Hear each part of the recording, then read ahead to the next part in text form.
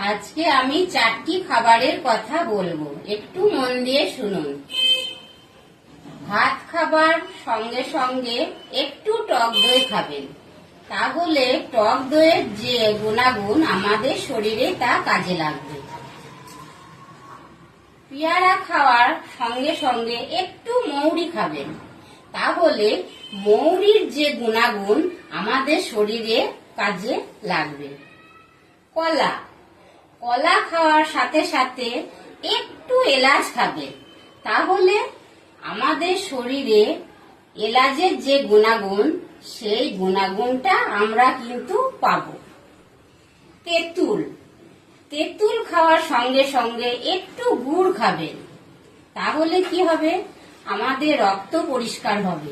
তেঁতুলের যে গুণাগুণ আমাদের শরীরে তা খুব ভালো কাজ দেবে। ভিডিওটা যদি আপনাদের ভালো লেগে থাকে তাহলে লাইক শেয়ার করবেন। ধন্যবাদ।